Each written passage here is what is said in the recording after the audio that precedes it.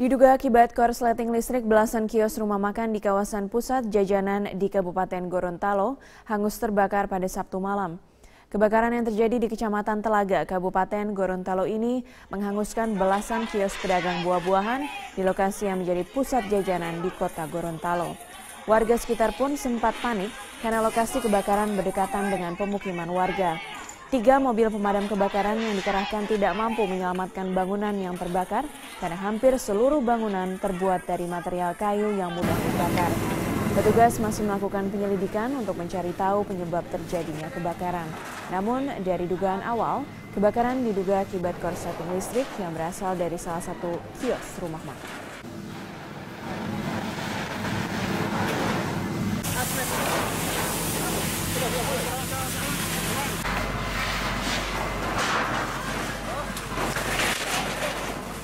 Mahkamah Konstitusi mengabulkan sebagian permohonan uji materi Undang-Undang Nomor 30 pada tahun 2009 tentang ketenagalistrikan yang dimohon oleh Dewan Pimpinan Pusat Serikat Pekerja PLN.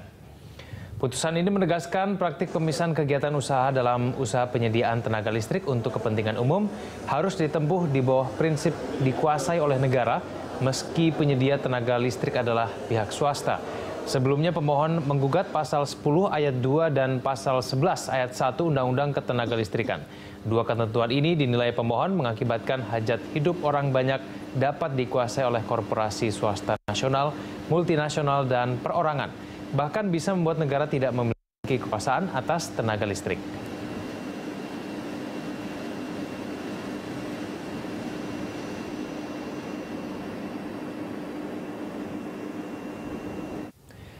Lantas bagaimana kelanjutan program PLN Mini dari pemerintah? Apakah swasta tetap berminat menggarap proyek listrik di daerah? Kita akan membahasnya bersama dengan Ketua Umum Asosiasi Produsen Listrik Swasta Indonesia, Ali Herman Ibrahim. Pak Ali, selamat malam. Selamat malam Pak Kevin, selamat malam pemirsa. Ya, selamat malam Pak Ali. Pak Ali, kalau kita cermati pasti sudah paham ya mengenai keputusan MK. Nah ini kalau dari sektor swasta sendiri menanggapi mengenai putusan dari MK ini bagaimana Pak?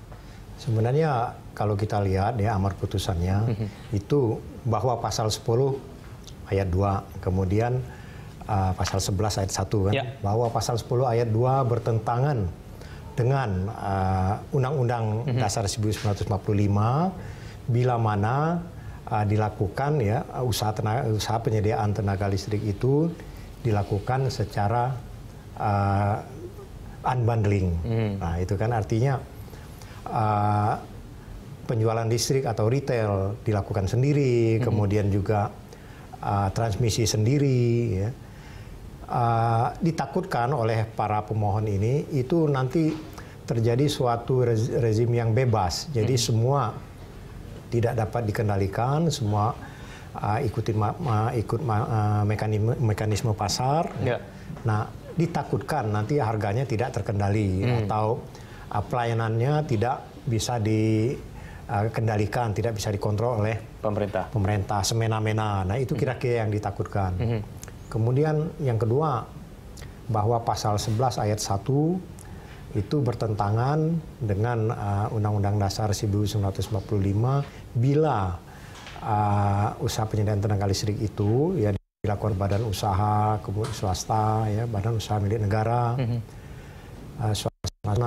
koperasi, kemudian BUMD, kemudian juga swadaya masyarakat, ya, tanpa pengendalian atau kontrol negara. Ya, nah itu yang ditakutkan. Tapi sebenarnya itu tidak mungkin terjadi gitu ya. Itu pasti akan banyak sekali kendali dari masyarakat, dari LSM, dari apa bila mana suatu usaha penyediaan tenaga listrik kita buat lebih terfokus pada usaha penyediaan listrik itu ya, itu berjalan tanpa standar baku atau tanpa kaidah-kaidah yang berkeadilan, kaidah-kaidah yang monopolistik, kaidah-kaidah yang pasar bebas. Itu nggak mungkin terjadi kan, itu pasti ada kendali. Jadi sebenarnya tanpa adanya putusan amar putusan ini, ya, tetap saja itu sulit terjadi ya, yang unbundling, kemudian tanpa kendali pemerintah, ya, mungkin kendali negara tidak, tapi rakyat akan mengendalikan rakyat. Tapi memang dari awal juga. Swasta juga tidak berniat begitu ya, seperti yang dikaitkan dengan pasal-pasal itu tadi ya. Ya sebenarnya bukan tidak berniat, ya tidak akan mungkin bisa kalau kita semena-mena. Misalnya saja kita sekarang ini untuk buat jalan tol aja kan susah sekali kan. Menghadapi rakyat itu yang lahannya lah, yang kegangguannya lah, gitu kan. Nah, Pak Ali, lalu kemudian ini ada tidak dampaknya yang terjadi kepada para pengusaha begitu ya, yang ingin mungkin menggarap PLN Mini yang mungkin dicanangkan oleh Kementerian SDM? Ini ada efeknya tidak? Sebenarnya dampaknya itu adalah suatu dampak psikis ya, adalah suatu anggapan dari para calon investor katakanlah ya, baik yang di PLN Mini maupun di usaha-usaha kelistrikan di sektor lainnya ya, itu melihat bahwa ditakutkan oleh mereka itu. Mereka merasa bahwa nanti aturan-aturan ini cepat sekali kok bisa dirubah. Nah, itu yang ditakutkan. Itu ya. Jadi sehingga iklim usaha atau apresiasi dari para investor itu terhadap usaha kelistrikan itu yang melihatnya wah ini tidak betul-betul memberikan kenyamanan, itu yang ditakutkan. Tapi sebenarnya juga nggak perlu takut. Berarti gitu. Minat dari swasta sendiri pasca putusan ini menurut Anda tetap tinggi nantinya? Tetap tinggi ya, karena tetap menarik kelistrikan di kita ini, di negara kita ini ya, karena tumbuh, kemudian juga diberikan suatu harga, sebenarnya harga listrik di kita ini ya rata-rata lebih tinggi dibandingkan misalnya kalau kita bicara ke Laos ya, ke Vietnam, di sana sedikit lebih murah ya. Nah ini yang membuat menariknya tuh kenapa Pak? Sejauh ini ya, kalau swasta berhubungan dengan PLN sejauh ini ya, jual beli listrik itu selalu tidak ada default, tidak ada kegagalan bayar ya. Lancar pembayarannya. Ya kita melihat rasanya memang si swasta itu mendapatkan suatu margin keuntungan yang cukup lah ya. Besar tidak juga, tapi tidak juga kecil kan. Artinya cukup lah dibandingkan dengan investasi yang dia tanamkan, gitu, sebanding wajar gitu. Itu cukup menarik, gitu ya. Makanya banyak sekali yang berbondong-bondong orang datang ke sini, ingin berinvestasi ya, di pasar itu, di usaha kelistrikan kita itu. Baik Pak Ali, kita akan lanjutkan dulu kita lagi di segmen selanjutnya. Kita jeda terlebih dahulu. Pemirsa, Hot Ekonomi akan segera kembali. Pemirsa, inilah headline news pukul 1 waktu Indonesia Barat. 4.200 lebih rumah warga di Tuban, Jawa Timur masih terendam banjir luapan Sungai Bengawan Solo. Banjir sudah melanda Tuban selama sepekan terakhir. Pantauan tim Metro TV dari atas perbukitan Kapur di sisi utara aliran Bengawan Solo menunjukkan luasnya banjir. Selama sepekan terakhir, banjir akibat luapan Sungai Bengawan Solo masih merendam 34 desa dari 5 kecamatan di Tuban. Ketinggian air mencapai rata-rata 1 hingga 2 meter. 4 desa diantaranya terisolasi dengan 14.500 lebih jiwa terdampak. Namun demikian, hampir sebagian besar warga masih enggan mengungsi. Sejumlah petugas melakukan patroli keliling menggunakan perahu untuk menjaga keamanan dan menawarkan perahu untuk beraktivitas. Badan Penanggulangan Bencana Daerah BPBD Tuban mencatat banjir tahun ini adalah yang terparah dalam 5 tahun terakhir.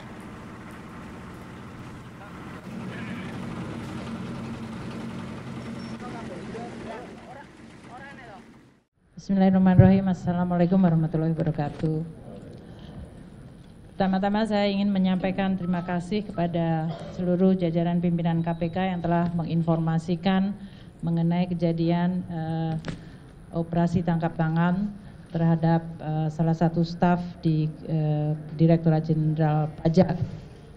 Tentunya saya sangat kecewa terhadap tindakan dari aparat pajak, terutama pada saat kami semuanya sedang di dalam proses untuk membangun kembali kepercayaan wajib pajak melalui suatu program tax amnesty yang ini menggambarkan dibutuhkannya kepercayaan dua belah pihak, yaitu dari wajib pajak dan juga dari aparat pajak. Tindakan yang dilakukan oleh Oknum HS dari Direktorat Jenderal Pajak mencerminkan suatu pengkhianatan terhadap prinsip-prinsip tata kelola yang baik, integritas, dan kejujuran yang selama ini merupakan nilai-nilai yang dianut oleh Kementerian Keuangan dan Direktorat Jenderal Pajak. Jadi ini merupakan suatu tindakan yang mencederai nilai-nilai dan tentu juga mencederai kepercayaan dari koleganya yang lain. Seperti dikatakan oleh pimpinan KPK, Pak Agus, bahwa sebagian besar dari jajaran Direktorat Jenderal Pajak adalah para aparat yang punya komitmen tinggi untuk membangun institusi pajak menjadi institusi yang bisa dipercaya oleh publik, untuk mengumpulkan kewajiban sangat mengecewakan bagi seluruh jajaran Direktorat Jenderal Pajak dan tentu bagi pimpinan di Kementerian Keuangan, termasuk saya sendiri secara pribadi yang sangat kecewa. Kami Kementerian Keuangan, saya sendiri akan terus mendukung langkah KPK untuk mengusut kasus ini secara tuntas. Kasus ini sudah masuk di dalam proses penegakan hukum dan oleh karena itu Kementerian Keuangan akan berkomitmen membuka akses yang seluas-luasnya bagi KPK untuk mendalami kasus ini. Karena saya sangat menginginkan bahwa momentum ini akan menjadi salah satu trigger atau pemicu yang kredibel bagi pembersihan dan perbaikan Direktorat Jenderal Pajak. Kalau kami selama ini berkomunikasi bahwa melalui tax amnesty dan reformasi kami ingin membangun kepercayaan publik, maka kami menganggap bahwa hikmah dari OTT ini adalah suatu upaya yang jauh lebih sistematis dan kredibel untuk membangun Direktorat Jenderal Pajak yang bersih dari korupsi dan memiliki nilai integritas yang baik.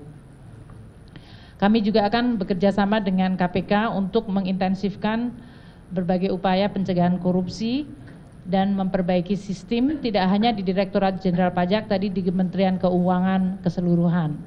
Kami menganggap bahwa Kementerian Keuangan merupakan lembaga yang sangat penting, sangat strategis yang memiliki amanah untuk mengelola keuangan negara secara bersih dan kredibel. Dan itu tidak mungkin dilakukan secara sendiri tanpa ada bantuan dan dukungan dari institusi yang kredibel seperti KPK. Sehingga saya sangat menyambut dan meminta untuk KPK membantu kami. Sehubungan dengan reformasi di Direktorat Jenderal Pajak yang telah saya sampaikan beberapa saat ini, maka saya akan segera membentuk dan mengumumkan tim reformasi di Direktorat Jenderal Pajak yang tidak hanya menyangkut masalah korupsi, tapi menyangkut ada 5 hal yang sangat strategis. Yang tentu pertama adalah masalah SDM dan Code of Conduct, yang ini menyangkut masalah integriti, pembersihan terhadap aspek-aspek korupsi, tapi lebih kepada juga perbaikan skill, kompeten, dan profesionalisme. Yang kedua adalah menyangkut masalah information system dan database, karena ini akan sangat membantu kami untuk mengidentifikasikan kewajiban dari wajib pajak secara objektif dan mengurangi interaksi dari aparat pajak secara tidak perlu yang kemudian bisa menimbulkan berbagai transaksi seperti yang terjadi pada OTT ini. Yang ketiga, kami perlu dan memandang penting untuk memperbaiki bisnis proses. Selamat malam, Anda menyaksikan Headline News pukul 21 waktu Indonesia Barat. Pemirsa, Polda Metro Jaya telah menetapkan Buniyani sebagai tersangka terkait dugaan pencemaran nama baik. Untuk mengetahui informasi selengkapnya, kita simak langsung mendengarkan keterangan pers dari Kabid Humas Polda Metro Jaya, Kombes Pol Awi Setiono. Romawi 10 2016 PMJ di Reskrim Sus pada tanggal 7 Oktober 2016. Kita ketahui bersama bahwasannya LB tersebut pelapornya adalah Andi Windo Wahidin SHMH. Kasusnya tentang pencemaran nama baik dan penghasutan atau sara. Adapun untuk identitas terlapor, yaitu nama BY, jenis kelamin laki-laki, tempat tanggal lahir Lombok Timur 16 Mei 1969, pekerjaan dosen agama Islam, Kewarganegaraan Indonesia, alamat Kalibaru, Permai, Blok B2, nomor 15, RT 002007, Kelurahan Kalibaru, Kecamatan Cilodong, Depok, Jawa Barat. hasil dari proses penyidikan selama ini yang telah dilakukan oleh Subdit Cybercrime Polda Metro Jaya sudah melakukan pemeriksaan terhadap saksi-saksi, kemudian saksi ahli, sampai dengan hari ini kita telah melakukan pemanggilan terhadap terlapor. Tadi pagi sekitar jam berapa tadi Pak Roberto? Jam 11 ya. Ya, kita panggil jam 10, jam 11 hadir sebagai saksi.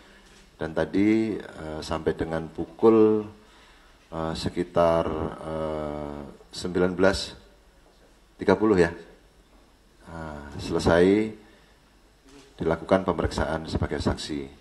Namun demikian dengan hasil pemeriksaan, hasil konstruksi hukum, pengumpulan alat-alat bukti dari penyidik pada kesempatan malam hari ini sekitar pukul 20.00 dengan bukti permulaan yang cukup, yang bersangkutan saudara BY kita naikkan statusnya menjadi tersangka. Bahwasanya yang bersangkutan dari tuduhan persangkaan oleh pelapor terkait dengan pencemaran nama baik dan penghasutan SARA yang dapat kita penuhi terkait dengan unsur-unsur perbuatan pidananya, yaitu terkait dengan. Kita beralih ke informasi. Penyidik Polda Metro Jaya memanggil sejumlah saksi untuk mendalami kasus penghadangan kampanye yang terjadi pada pasangan Cagup dan Cawagup DKI Jakarta, Basuki Cahayapurnama dan Jarod Saiful Hidayat di kawasan Kembangan Utara. Cawagup petahana Jarod Saiful Hidayat menjadi salah satu saksi yang hadir untuk memberikan keterangan. Kita bergabung bersama dengan rekan kami Aftian Siswoyo langsung dari Mapolda Metro Jaya di Jakarta untuk informasi selengkapnya. Aftian, apa saja keterangan yang disampaikan Jarod Saiful Hidayat sebagai saksi kepada penyidik Polda Metro Jaya? Robert, hari ini Jarod Saiful Hidayat tiba di Mapolda Metro Jaya pada pukul 16 waktu Indonesia Barat, dan Jarod sempat memberikan beberapa keterangan kepada awak media bahwa terkait kehadirannya hari ini adalah berkapasitas sebagai saksi terkait kasus penghadangan ketika melakukan kampanye di kawasan Kembangan Utara. Dan di sini Jarod juga akan memberikan penjelasan serta klarifikasi atas tindak pidana pilkada yang dialami. Kemudian Jarod juga menjelaskan bahwa banyak sekali yang melakukan penghadangan ketika melakukan kampanye di kawasan Kembangan Utara, baik ketika Jarod berada di lapangan ataupun ketika melakukan sholat asar di masjid. Dan dalam minggu ini pihak kepolisian akan menyelesaikan berkas perkara dan diserahkan ke jaksa penuntut umum untuk proses tindak lanjut. Dan selain Jarod, hari ini juga dihadirkan 11 orang saksi lainnya untuk memberikan keterangan. Dan hingga saat ini memang pihak kepolisian masih belum menetapkan tersangka dalam kasus penghadangan yang dilakukan oleh salah satu warga berinisial NS yang disebut sebagai komandan lapangan. Dan tadi setelah kehadiran Jarod, tadi juga hadir dalam pemanggilan hari ini adalah Ketua DPRD DKI Jakarta, Prasetyo Edy, dan di sini Prasetyo Edy mengatakan bahwa mengetahui terkait permasalahan ini, yaitu permasalahan penghadangan ketika melakukan kampanye di kawasan Kembangan Utara. Prasetyo Edy juga meskipun tidak mengikuti kampanye di kawasan Kembangan Utara, namun sebagai ketua tim hari ini datang berkapasitas sebagai saksi. Dan Prasetyo Edy juga menjelaskan bahwa ada beberapa bukti yang dibawa, termasuk yaitu bukti video dan juga beberapa bukti foto. Dan berikut merupakan pernyataan selengkapnya dari Jarod Saiful Hidayat. Terlapornya hanya NS saja yang di Kembangan itu atau ada yang lain? Saya tidak tapi kemungkinan itu kan ada banyak yang menghadang ya. Baik menghadang pada saat di lapangan maupun pada saat saya sudah ke tempatnya Pak Haji Saman dan menunaikan ibadah sholat asar, itu masih Pak, mereka ikut. Pak, PDIP sudah menyebut ada keterlibatan tokoh politik di balik penghadangan itu, siapa sebenarnya Pak? Saya nggak ngerti, tanyakan pada penyidik nanti ya. Tugasnya Panwas, tugasnya polisi untuk bisa menyidik. Robert. Baik, terima kasih Aftian Siswoyo atas informasi Anda. Calon Wakil Gubernur DKI Jakarta Jarod Saiful Hidayat mempertanyakan kinerja Badan Pengawas Pemilu atau Bawaslu yang seolah lamban memproses aksi-aksi penghadang kampanye. Peneliti Divisi Hukum Perludem, Fadli Ramadhani, menilai Bawaslu dan polisi harus menindak tegas pelaku yang mengganggu hak konstitusional paslon untuk memberikan efek jera. Mainnya ke PD.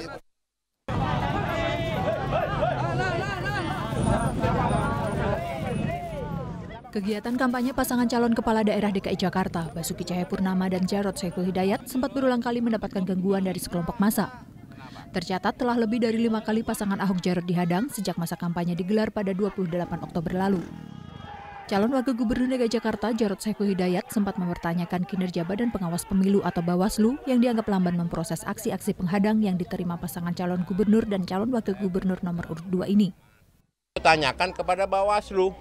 Makanya tadi Panwas kan ikut ya, Panwas ini ada belakang ya. Aku bilang, ya harusnya, aku kan pernah juga ditolak di sini, pernah nggak ditolak? Pernah, di Kalibaru. Kenapa nggak langsung diproses? Saksinya banyak, buktinya ada, orangnya kelihatan, ya nggak? Saya aja ngomong, bukan warga situ, dia warga RW 7, kami ketemu RW 1, ya nggak? Nah gitu dong. Ketua Badan Pengawas Pemilihan Umum atau Bawaslu DKI Jakarta, Mimah Susanti, membantah abai memproses laporan pelanggaran pemilu. Ia mengaku Bawaslu telah memproses seluruh laporan yang dilayangkan tim kampanye Ahok Jarot. Dari 4 laporan, hanya 1 yang memenuhi unsur pidana. Ada 1 laporan yang disampaikan oleh tim pasangan calon nomor urut 2 itu yang memenuhi unsur tindak pidana pemilu. Dan itu sudah kita tindak lanjuti atau kita rekomendasikan kepada pihak kepolisian. Jadi kewenangannya itu sudah ada kepada mereka, ya.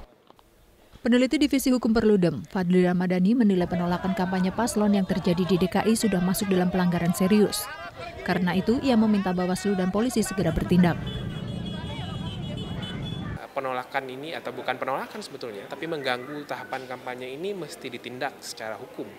Nah makanya pembelajaran penindakan secara hukum itu nanti akan memberikan efek jera kepada orang yang akan melakukan atau orang yang masih melakukan. Nah makanya menurut saya ini tidak bisa dibiarkan.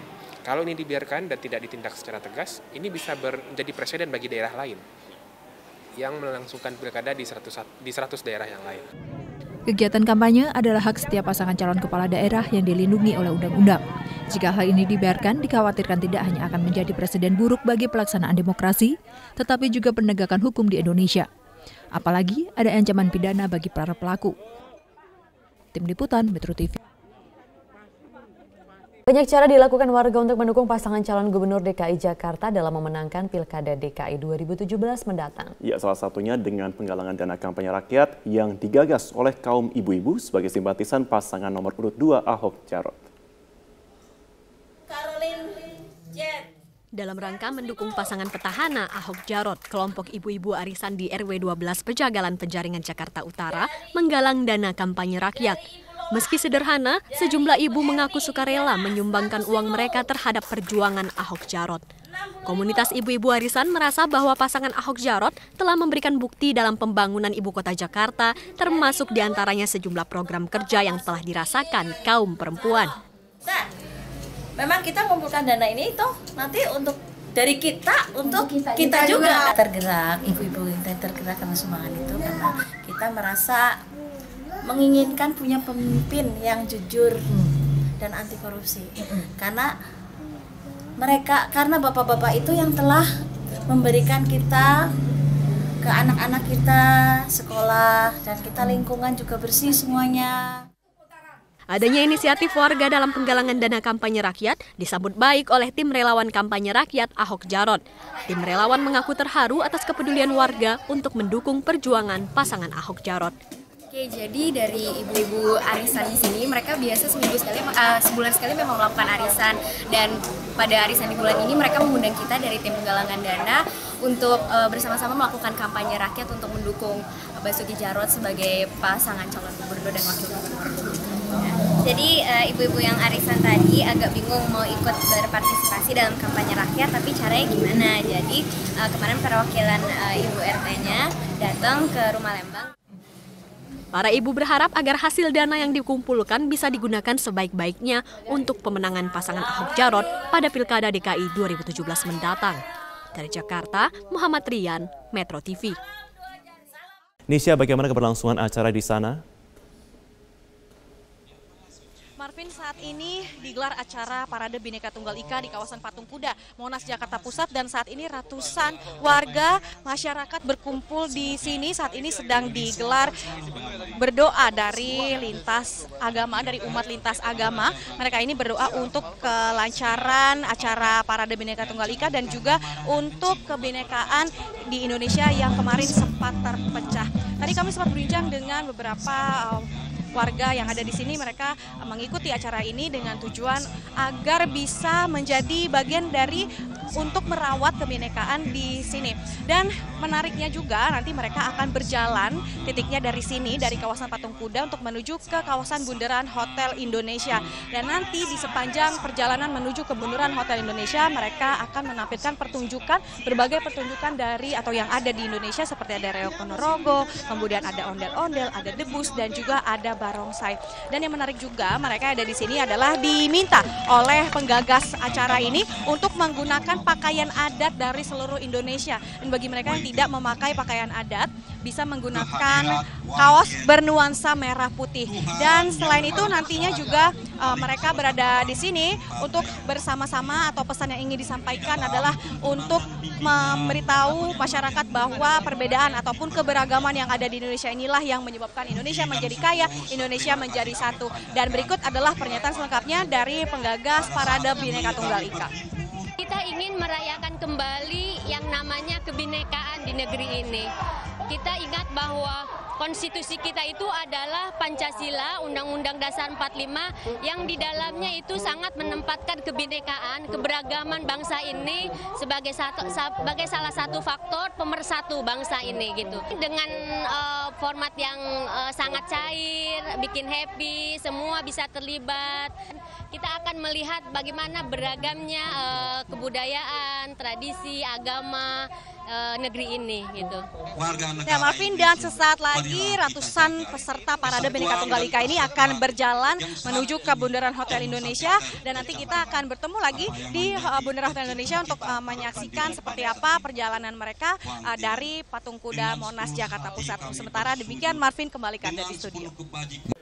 Selamat siang pemirsa, inilah Headline News pukul 14 waktu Indonesia Barat. 15 nelayan dinyatakan hilang akibat kapal berbendera Thailand dan kapal nelayan tabrakan di perairan Tuban, Jawa Timur. Berdasarkan informasi petugas Pelabuhan Brondong Lamongan, tabrakan terjadi pada pukul 4 dini hari tadi saat kapal berbendera Thailand KM Tyson sempat membawa tapioka dari Thailand tujuan Surabaya bertabrakan dengan KM Mulia Sejati.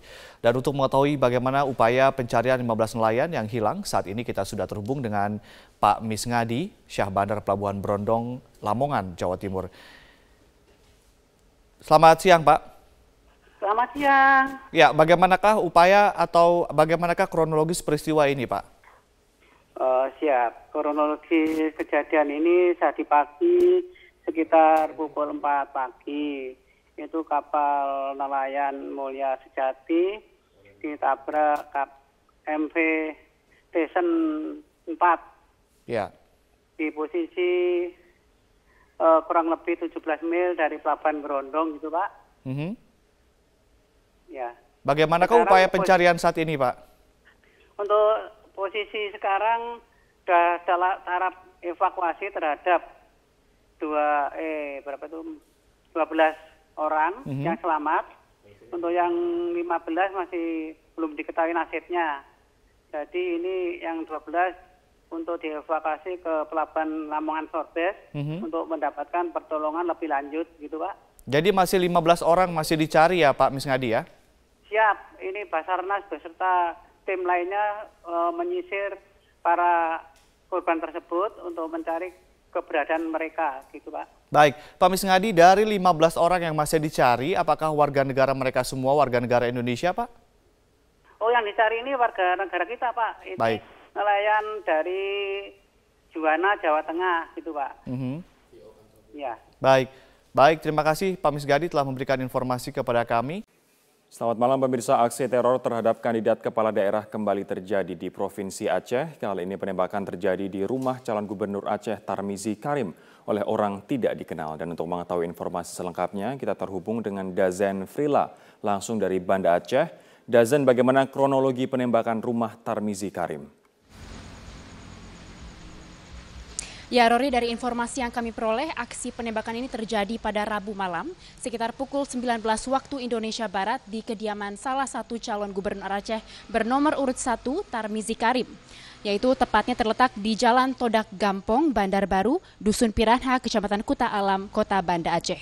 Tidak ada korban jiwa dalam peristiwa ini dan menurut keterangan saksi mata, yaitu Fahri, anak dari Tarmizi Karim sendiri, mendengar suara letusan setelah sempat melihat seorang sosok yang melintas di luar pagar kediamannya dengan menggunakan 1 unit sepeda motor. Fahri sendiri tidak mengetahui bahwa suara tersebut adalah suara letusan senjata api dan ia baru mengetahui aksi ini adalah aksi teror atau penembakan setelah diberitahu pihak Pamtub atau pengamanan tertutup Tarmizi Karim bahwa terdapat lubang bekas tembakan di pagar rumahnya yang juga terpantul pada pagar garasi.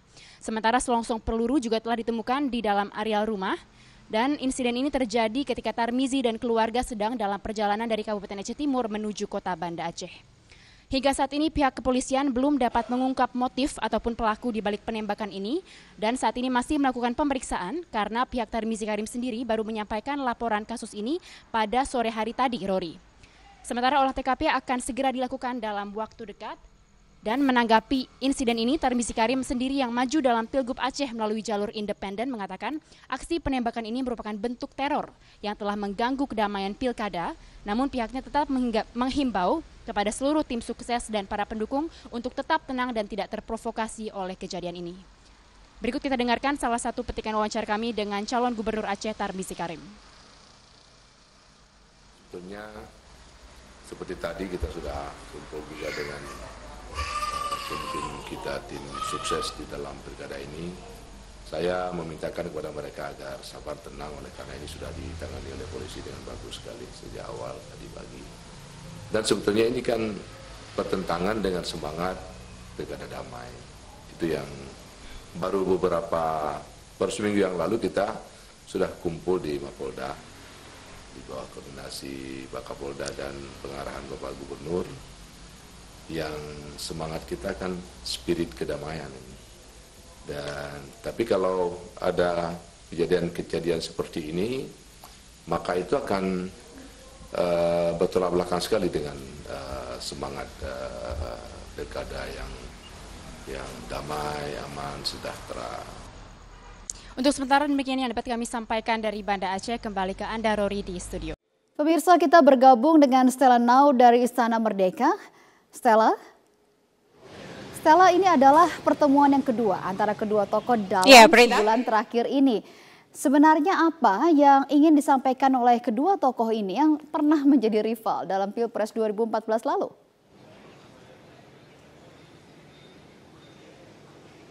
Menarik sekali satu hal yang disampaikan oleh Presiden Joko Widodo dan Ketua Umum Gerindra Prabowo tadi saat bertemu santai ya, mereka ngobrol di depan Istana Merdeka.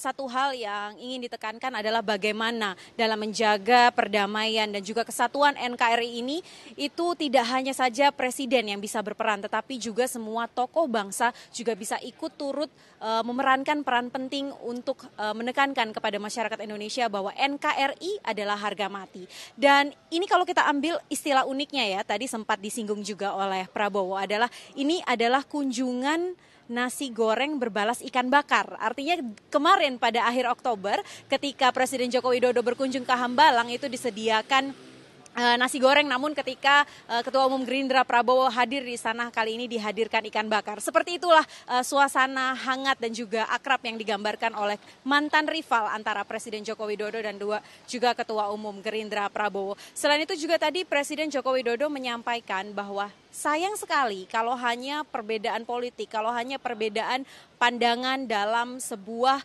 tatanan menjalankan pemerintahan itu menjadi pengganggu dan kemudian merugikan masyarakat, menjadi halangan bagi kita untuk membangun bangsa Indonesia. Karena kalau kita lihat pada tanggal demo 4 November kemarin, sebenarnya safari-safari politik seperti ini itu sudah dilakukan oleh Presiden Joko Widodo, tidak hanya kepada partai, tapi juga di kalangan pemuka agama. Dan juga banyak diskusi-diskusi yang juga sudah dilakukan oleh Presiden Joko Widodo. Namun menarik kita ikuti langsung bagaimana pernyataan Presiden ini untuk menekankan bahwa NKRI adalah harga mati. Berikut pernyataan Presiden Joko Widodo. Dan saya dengan Pak Prabowo juga berkomitmen untuk bersama-sama menjaga Indonesia yang majemuk ini. Dan kita tidak menginginkan kita terpecah belah gara-gara perbedaan politik. Tidak. Karena sangat mahal harganya bagi negara kesatuan Republik Indonesia.